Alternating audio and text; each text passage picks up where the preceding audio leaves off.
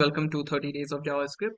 And today we will be starting with a create hello world function, which will basically have a very important topic that is known as closures. Okay, so let's see the problem first of all. Okay, so see, the function is create hello world function. So at the first go, it seems like yeah, it's a pretty straightforward question. You just have to write few lines of code and it's done.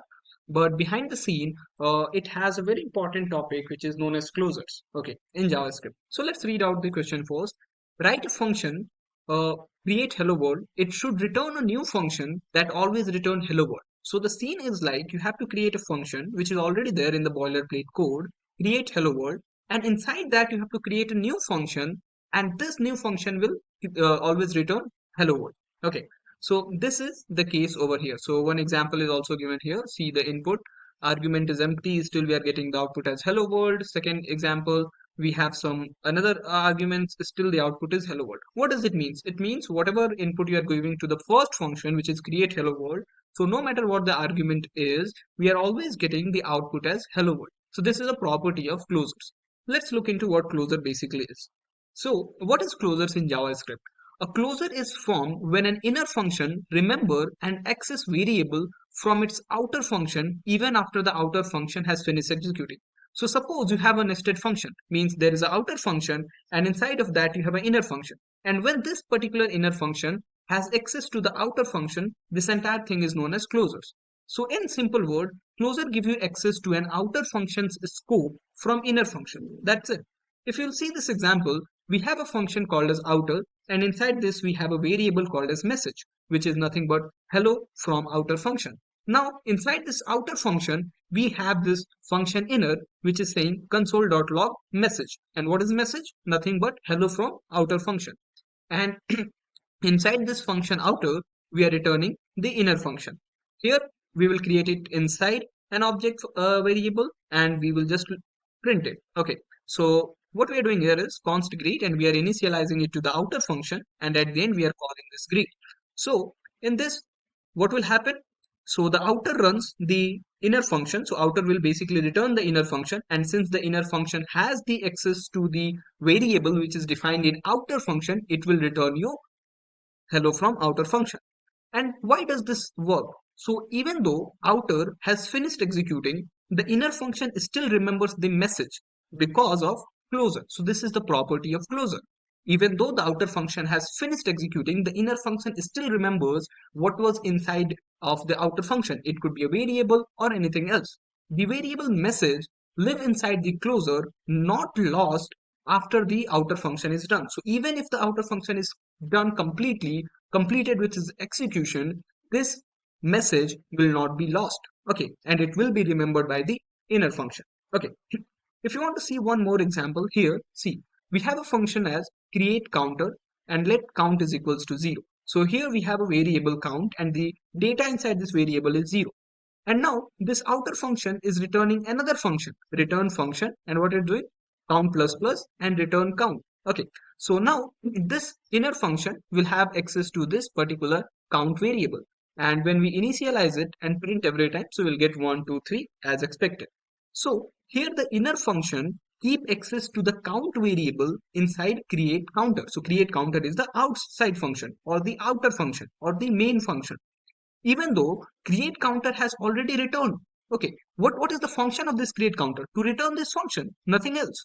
Still, that's the power of closure, that the inner function will still have the access to the variable which is inside of the outer function, right? So that's the power of closure, preserving the state between different function call. This is very important, preserving the state between different function call.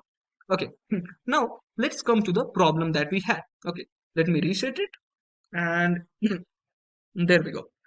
So now here this function has some argument already, but what we have to do is we have to return hello world no matter what the argument is. So the outer function create hello world will return the inner function, and here inside of this particular inner function we can define whatever we want to return. So let's simply say return, and here I'll be writing hello world. Okay, hello world. And now, no matter what the argument is, the output will always be hello world. Okay, So if I will run it, I will be able to see my test cases and everything. And there we go, right? And I can simply submit it, right? So yeah, that's it. The solution is accepted. And now see, let's look into the explanation. So return function, it is taking multiple arguments, and this function is simply returning hello world. So the create hello world function return another function, that is our inner function, right? The inner function can receive any number of arguments, but it ignores them. Why? Because it's only returning hello world. No matter what arguments are passed, it always return hello world. The inner function is a closure, though it does not depend upon any outer variable, but still technically forms one. Here we are not technically going to interact with any variables which is defined in outer function, but it is still an example for our closure, right? And this is the flow diagram. We have our global scope that calls the create hello world function. It create a new scope, define the inner function whatever we have. It may take multiple arguments, but it will ignore them. Returns the inner function. So f is equals to returned inner function. Now we are calling this function with multiple argument, but inner function will always ignore them. Okay, so inside of memory stack, what will happen? Global scope. Inside this global scope, create hello world is a function. F reference to the inner function, which is taking multiple argument but always return hello world. And then inner function environment scope, it is a references to hello world or create hello world lexical scope. No variable captured, but closure is still exist. Okay, so no, we are not interacting with anything, but it still exists.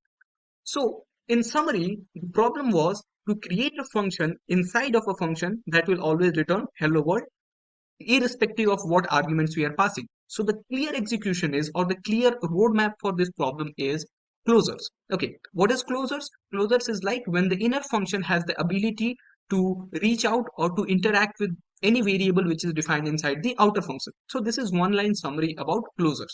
Here technically we are not interacting with any variable which is defined inside the create hello world function, which is the outer function, but still it is a part of closures. So here create hello world is one function. Inside this there is another function which is already defined that is taking multiple arguments. It will ignore all of them and return hello world no matter what the argument is. The output will always be hello world. So that's it. This is the solution.